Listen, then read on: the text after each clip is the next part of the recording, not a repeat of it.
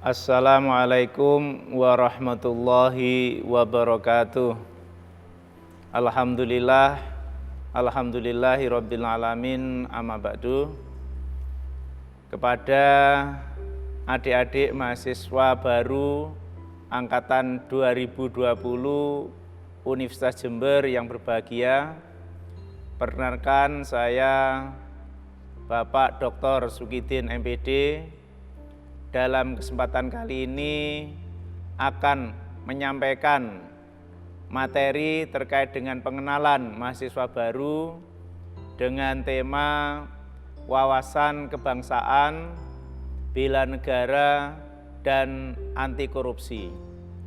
Adapun tujuan pembelajaran pada materi ini adalah agar mahasiswa mampu memahami dan bisa menerapkan materi tentang wawasan kebangsaan, bela negara, dan anti korupsi.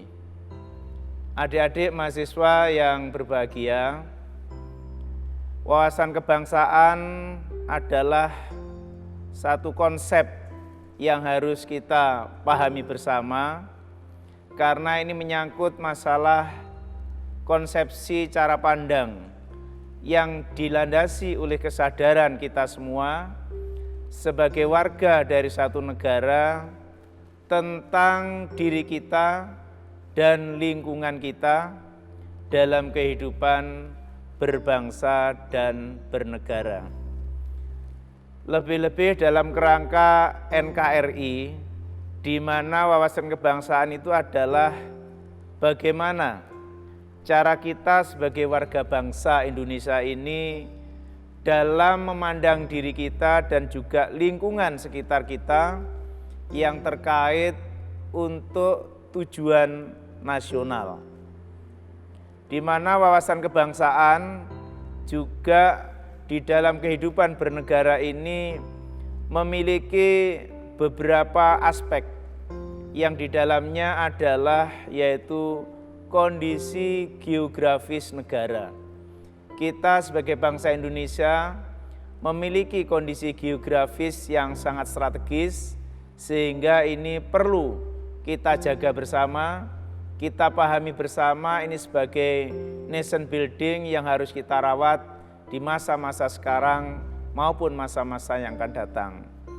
Dan yang kedua adalah persoalan sosial budaya. Kita juga memiliki khasanah sosial budaya yang beragam, yang beraneka warna, dan itu merupakan kekayaan, warisan leluhur kita yang juga harus kita rawat dan kita jaga. Syukur-syukur bisa kita kembangkan di masa-masa yang akan datang atau dalam kerangka memasuki era globalisasi ini. Dan yang ketiga adalah tentang ekonomi dan geopolitik. Ini juga kita menjadi negara yang sangat strategis kaitannya dengan ekonomi dan geopolitik. Karena itu secara ideologis wawasan kebangsaan ini harus terus kita berikan perhatian agar secara ekonomi dan secara geopolitik kita tetap bisa terlindungi dan bisa terus kita pertahankan.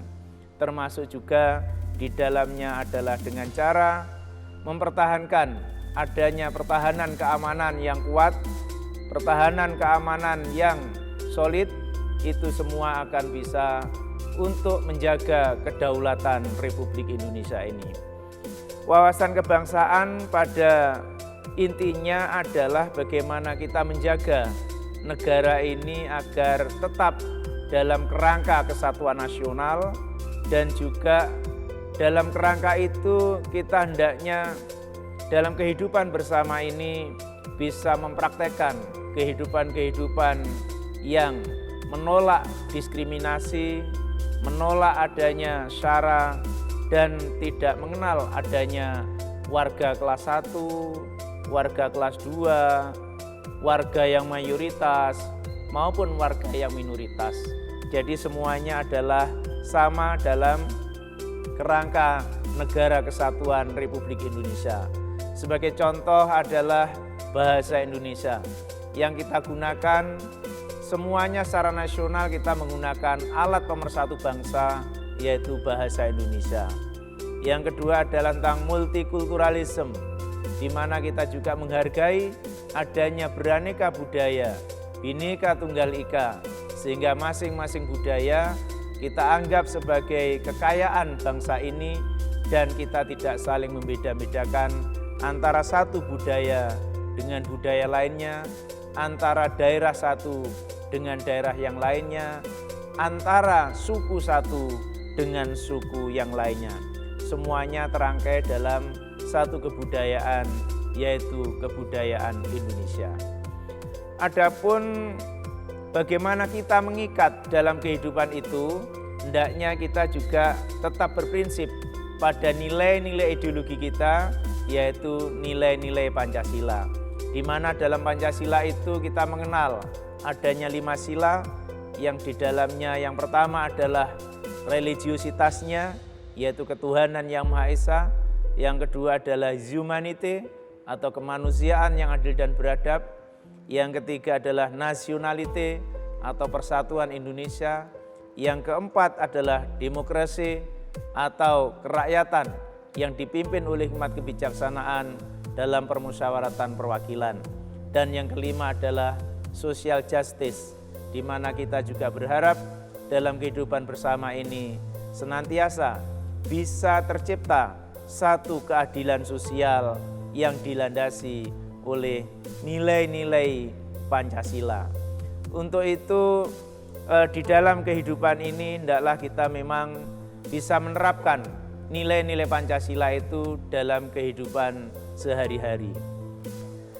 Oke, jadi konsep bela negara yaitu sebuah konsep yang disusun oleh perangkat perundang-undangan dan pemerintah suatu negara, termasuk kita adalah pemerintah Indonesia, di mana dalam hal ini hendaklah kita bisa meningkatkan jiwa patriotisme kita, patriotisme seorang mahasiswa, di mana mereka harus bisa mempertahankan eksistensi negara ini, baik negara ini berhadapan dengan dunia luar maupun juga di antara kita, yaitu menjaga persatuan Indonesia.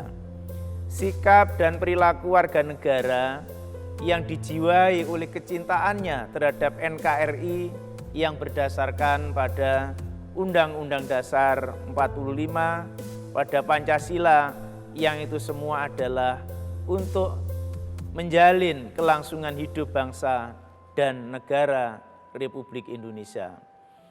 Di dalam bela negara itu ada 2 komponen, yaitu bela negara dalam pengertian secara fisik dan bela negara dalam pengertian secara non-fisik. Secara fisik yaitu dalam bentuk pertahanan terhadap serangan atau agresi dari pihak-pihak yang mengancam, dan secara non-fisik, dan ini harusnya lebih banyak dilakukan oleh mahasiswa atau generasi muda, yaitu berperan aktif di dalam memajukan bangsa dan negara ini, baik melalui pendidikan, seperti sekarang kita sedang kuliah ini, melalui moral yang kita terapkan dalam kehidupan sehari-hari, melalui kehidupan sosial, maupun di dalam upaya untuk peningkatan kesejahteraan masyarakat secara bersama. Itulah konsep bela negara, di mana di dalam bela negara ini tiap-tiap negara atau tiap-tiap warga negara wajib ikut dalam usaha pembelaan negara dengan syarat-syarat tentang pembelaan negara yang diatur dengan undang-undang. Dengan demikian, pembelaan terhadap negara bagi generasi muda dan mahasiswa itu lebih ditekankan pada pemahaman ilmu pengetahuan dan wawasan kenegaraan. Untuk itu marilah secara konsep, secara wawasan, dan secara kesadaran terus kita kembangkan pemahaman kita terhadap konsep bela negara ini, karena ini akan bisa menjaga persatuan dan kesatuan warga negara Indonesia. Kemudian yang berikutnya adalah tentang korupsi, di mana kita di dalam perilaku-perilaku sehari-hari pada saat ini sudah banyak perilaku masyarakat, perilaku pejabat-pejabat yang mana sudah sangat memprihatinkan, karena memang korupsi itu memiliki dampak yang luar biasa, menghancurkan sistem pemerintahan, menghancurkan ekonomi, hukum, politik, bahkan tatanan sosial sudah berubah. Akhir-akhir ini adanya peristiwa COVID-19, ternyata itu juga banyak memunculkan kebiasaan-kebiasaan koruptif di dalam pelaksanaan atau implementasinya. Hal inilah perlu adanya kesadaran kita bersama untuk mencegah dan sekaligus bagaimana kita berupaya agar kita bisa menghindari perilaku-perilaku korupsi itu. Tanpa disadari, korupsi sudah menjadi bagian dari kehidupan kita. Korupsi pada saat ini harus kita pandang sebagai kejahatan yang luar biasa atau extraordinary. Karena itu juga memerlukan upaya-upaya yang luar biasa atau extraordinary effort di dalam pemberantasannya. Sehingga upaya-upaya pemberantasan korupsi bisa melalui upaya penindakan seperti yang sudah kita kenal, adanya pemerintah yang terus berupaya menindak pelaku-pelaku kejahatan korupsi, adanya KPK, adanya kepolisian, dan lembaga-lembaga terkait yang berusaha untuk melakukan penindakan terhadap koruptor. Kemudian yang kedua adalah pencegahan. Ini sangat relevan dengan posisi mahasiswa, di mana pencegahan itu bisa dilakukan melalui mekanisme pola-pola pendidikan. Pendidikan anti korupsi di sekolah-sekolah perlu terus digalakkan dalam upaya mencegah terjadinya korupsi. Pendidikan di dalam masyarakat juga perlu terus kita sosialisasikan agar masyarakat memiliki karakter yang anti korupsi. Dalam hal tersebut, mahasiswa diharapkan bisa berperan aktif nantinya di dalam upaya-upaya untuk pencegahan perilaku-perilaku koruptif itu, baik pencegahan itu di dalam kampus maupun pencegahan-pencegahan di dalam lingkungan mahasiswa dalam rangka untuk menuju pada budaya anti korupsi. Mahasiswa yang memiliki budaya anti korupsi itu diharapkan bisa sebagai social control dalam kehidupan bermasyarakat, sehingga mahasiswa bisa berperan sebagai agen perubahan dan motor penggerak anti korupsi yang ada di masyarakat. Silahkan mahasiswa untuk terus aktif dalam rangka untuk memberantas dan menghindari perilaku-perilaku korupsi yang memang sedang terjadi di dalam kehidupan kita sehari-hari. Di samping itu juga harapannya mahasiswa bisa berperilaku anti korupsi dalam pengertian misalkan kita sedang akan ujian, hendaklah kita mempersiapkan ujian yang akan kita hadapi itu dengan cara-cara yang jujur, dengan cara-cara yang elegan, dan dengan cara-cara yang transparan. Sehingga kita tidak berusaha untuk menempuh jalan pintas. Yang penting nilainya baik. Akan tetapi, hendaklah kita belajar dari yang kecil, dari diri sendiri, dalam upaya untuk bisa mengajari orang lain, mengajari masyarakat yang lebih luas, agar mahasiswa itu betul-betul akhirnya bisa mengenali, mengidentifikasi, dan memahami korupsi ini dengan benar, dan minimal kita bisa mengamalkan perilaku-perilaku anti korupsi itu di dalam kampus, dalam kehidupan mahasiswa sehari-hari. Adik-adik mahasiswa yang berbahagia, harapan kami selaku pengajar di Universitas Jember, adik-adik mahasiswa baru, hendaklah yang pertama adalah terus menumbuh kembangkan sikap-sikap berkebangsaan Indonesia, sikap-sikap berwawasan keindonesiaan, sehingga kita tetap memiliki komitmen yang tinggi terhadap keberlangsungan kehidupan Indonesia ini. Indonesia ada di tangan generasi muda dan Indonesia ke depan adalah milik Anda semua. Untuk itu marilah kita isi kemerdekaan ini dengan pembangunan, kemerdekaan ini dengan segala upaya kerja keras, dan yang terpenting adalah kita tetap membela Indonesia, kita tetap membela bangsa ini agar lebih maju dan lebih sejahtera. Untuk itu marilah kita budayakan perilaku-perilaku anti korupsi di dalam lingkungan kampus, di dalam lingkungan masyarakat, maupun di dalam kehidupan bernegara dan berbangsa ini.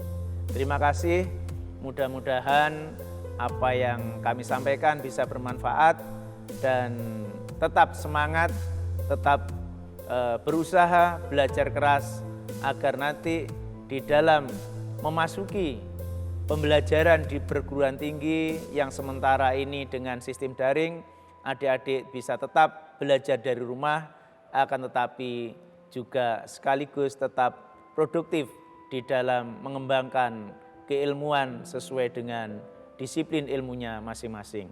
Terima kasih. Assalamualaikum warahmatullahi wabarakatuh.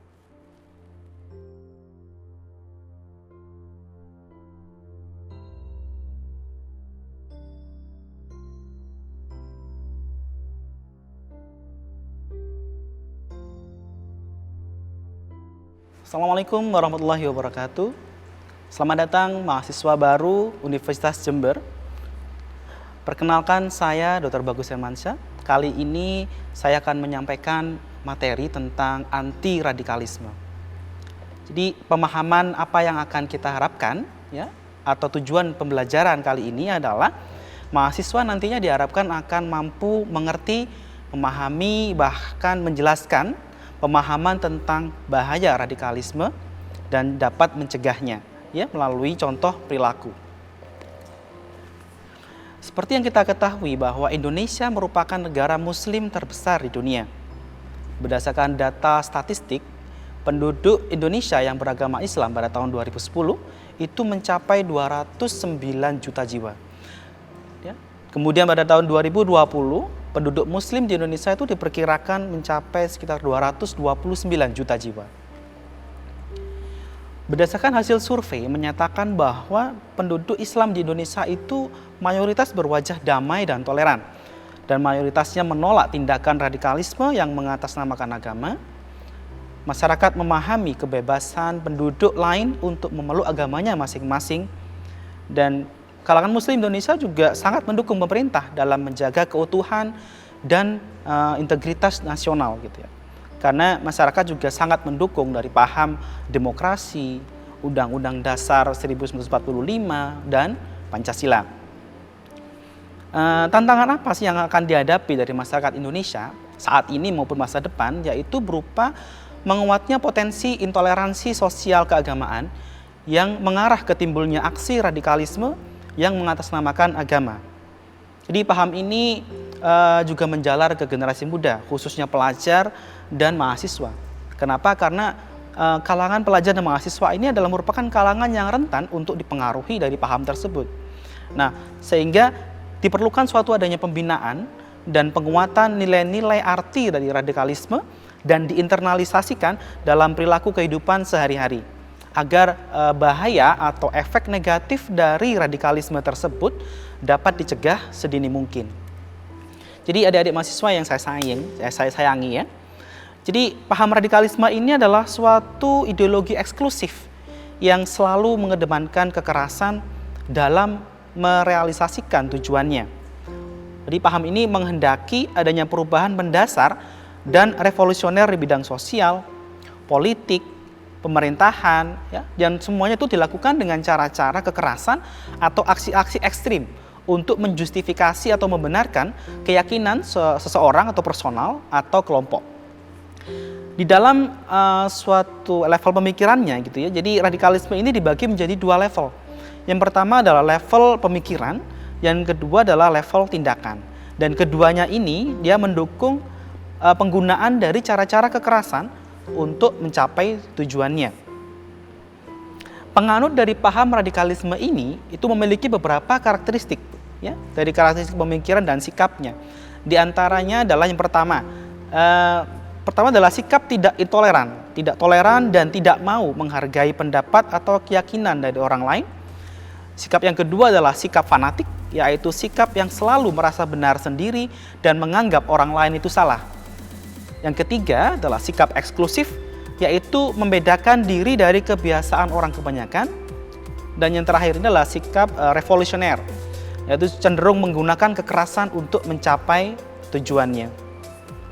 Nah, adik-adik mahasiswa juga perlu mengidentifikasi ya, faktor-faktor apa yang kira-kira bisa berpengaruh terhadap timbulnya suatu paham radikalisme. Jadi di dalam konteks beragama sendiri itu ada suatu pemahaman konsep jihad ya. Kita sering dengar kata-kata jihad ya. Jadi seringkali kata-kata jihad ini dianalogikan dengan suatu hal yang negatif gitu. Berarti ini suatu ajaran agama, cuman yang dikedepankan oleh paham radikalisme, mereka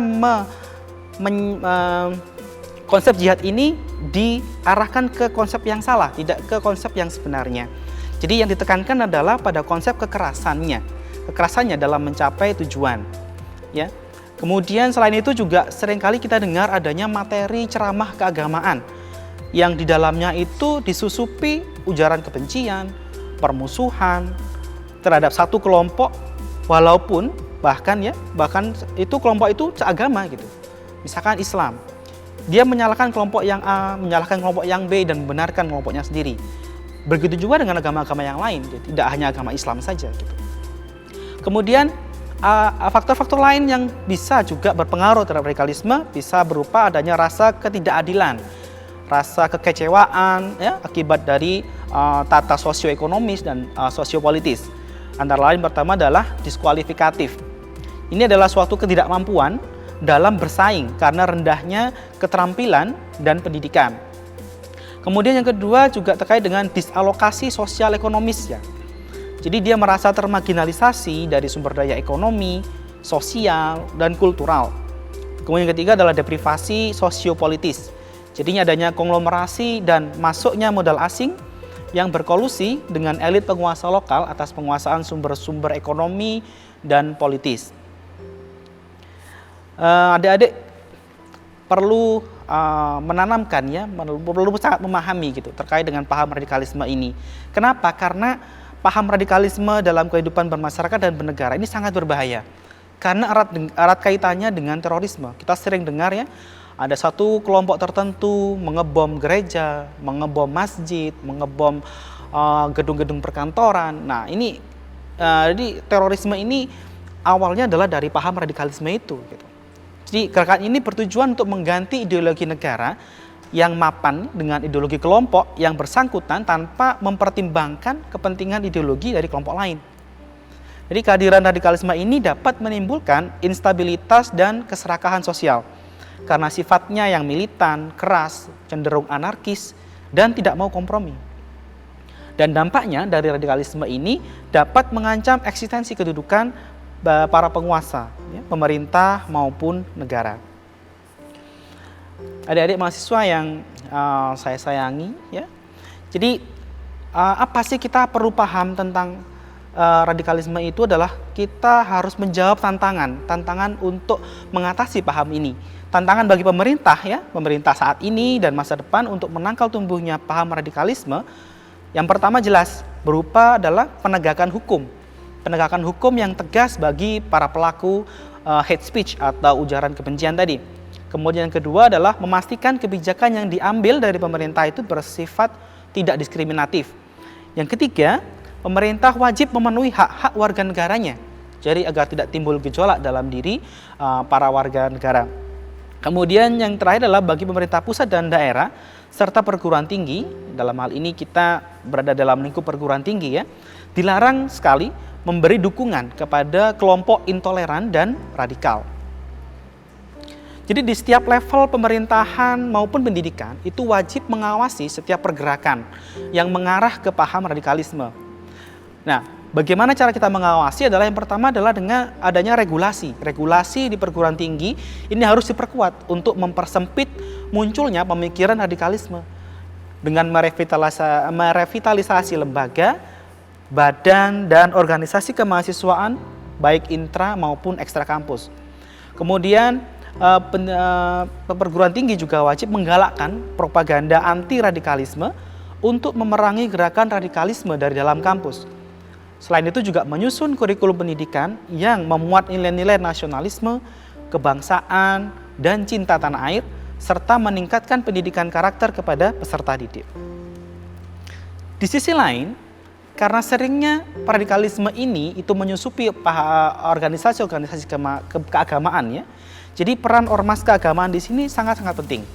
Jadi ormas harus memperkuat basis atau pemahaman anggotanya itu dengan pemahaman agama yang benar dan sesuai dengan kitab sucinya masing-masing. Dan yang terpenting adalah ormas di dalam keagamaan ini juga harus bersifat kritis dan terbuka. Jadi tidak tertutup, jadi mau menerima saran, mau menerima masukan, mau menerima kritik, itu ya sangat penting gitu ya. Nah, adik-adik mahasiswa ini sebagai warga negara ya, sebagai warga negara itu harus terbiasa berpikir kritis. Jadi tidak semerta-merta ada satu yang menyampaikan diterima. Jadi Anda harus berpikir kritis, benar tidak? Anda cari sumber yang lain, itu yang penting. Yang kedua adalah tidak terlibat hate speech. Jadi kalau ada yang mengajak Anda menyampaikan ujaran kebencian gitu ya, tidak usah ikut gitu ya, tidak terlibat gitu. Yang ketiga adalah mengamalkan nilai agama yang positif dan damai. Agama apapun, tidak hanya Islam ya, ada Nasrani, ada Hindu, Buddha dan lain-lainnya. Jadi amalkanlah nilai-nilai agama yang Anda yakini itu dengan nilai yang positif dan damai. Yang kemudian selanjutnya adalah selalu membuka ruang dialog. Gitu. Jadi apabila ada suatu permasalahan, ada suatu konflik, itu kita bisa selesaikan dengan cara musyawarah, dengan dialog. Gitu. Kemudian yang terakhir adalah memupuk saling pengertian dan pemahaman. Jadi itu adalah hal-hal yang perlu kita ketahui, gitu ya. Adik-adik harus paham tentang radikalisme, mengerti tentang paham ini, dan tahu bagaimana nantinya bagaimana cara mencegahnya, gitu ya. Seperti yang disampaikan ya oleh Gus Dur pada saat beliau masih ada. Nah, jadi beliau menyampaikan bahwa marilah kita bangun bangsa ini dan kita hindarkan pertikaian yang sering terjadi. Jadi ini adalah esensi dari tugas kesejarahan yang tidak boleh kita lupakan sama sekali. Kali ini saya akan memberikan materi tentang anti intoleransi. Tujuan pembelajaran kali ini adalah mahasiswa nanti diharapkan akan mampu mengerti, memahami, dapat menjelaskan bahkan mengkampanyekan pemahaman tentang bahaya intoleransi serta dapat mencegahnya melalui contoh perilaku dalam kehidupan sehari-hari. Adik-adik mahasiswa, jadi Indonesia merupakan negara yang terkenal dengan keanekaragamannya. Ya, keanekaragaman tersebut dari suku bangsa, budaya, agama, ras, dan dari segi bahasanya.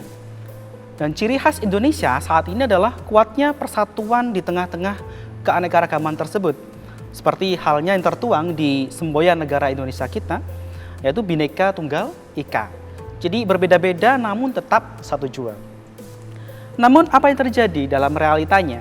Bahwa terdapat suatu isu-isu perpecahan, intoleransi yang semakin marak di masyarakat akhir-akhir ini ya. Jadi semakin memecah persatuan yang ada.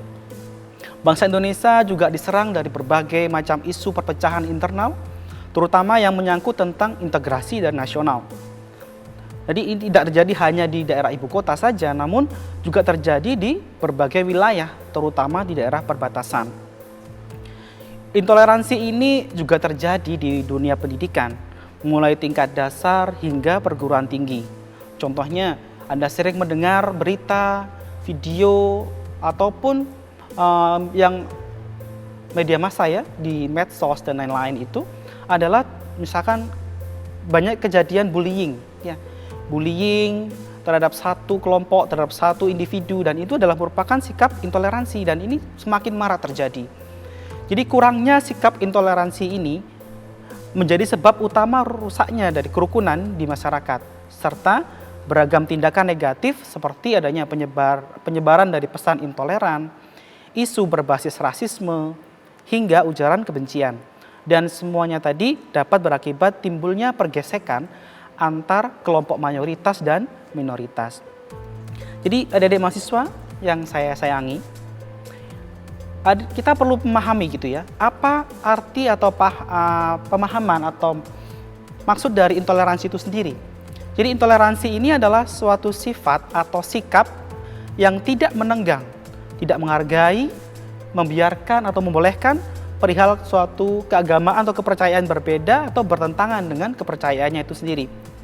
Jadi pada dasarnya intoleransi ini tidak hanya terbatas pada sikap membenci perbedaan pandangan pribadi saja. Intoleransi juga bisa muncul melalui perbedaan latar belakang suku, budaya maupun ras.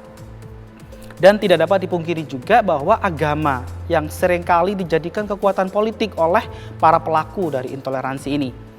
Nah, itu yang menyebabkan perlahan sikap dari toleransi ini mulai memudar dari waktu ke waktu dan beberapa oknum cenderung ingin menang sendiri demi kepentingan pribadinya. Sikap ini dapat disebabkan adanya suatu sikap yang cenderung eksklusif dan primordialisme. Intoleransi tersebut pada akhirnya akan dapat mengarah pada suatu timbul paham radikalisme. Tindakan ini yang tidak menghormati dan membela keragaman dan tidak membela demokrasi, itu yang kita tahu bahwa ini adalah merupakan musuh dari Pancasila. Bahaya intoleransi dalam kehidupan bermasyarakat dan bernegara antara lain yang pertama, dapat mengancam persatuan dan kesatuan bangsa Indonesia, bahkan timbul permusuhan antar umat beragama karena pelaku melakukan aksinya itu dengan mengatasnamakan agama. Yang kedua adalah merusak citra agama tertentu karena ulah segelintir orang yang menempatkan agama sebagai dasar aksi intoleransi. Yang ketiga, dapat menciptakan ketegangan dan ketidaknyamanan karena sentimen golongan ini dikedepankan untuk menyerang golongan lain. Dan juga dapat menyebabkan terkikisnya nilai-nilai kebersamaan dan kegotong royongan yang selama ini menjadi sendi hidup dalam kehidupan berbangsa dan bernegara. Jadi adik-adik mahasiswa, ini harus ya Anda sebagai umat beragama dan warga negara yang baik, ini harus mengembangkan sikap saling menghormati dan menghargai antar sesama. Ya, sebagaimana yang diajarkan di agama kita, ya, baik itu agama Islam, Nasrani dan lain-lain, kita diwajibkan untuk selalu berusaha menjalin kehidupan yang harmonis kepada manusia lainnya. Kita juga diwajibkan untuk menegakkan hukum dan menjunjung tinggi prinsip-prinsip keadilan bagi siapa saja tanpa memandang apapun latar belakangnya.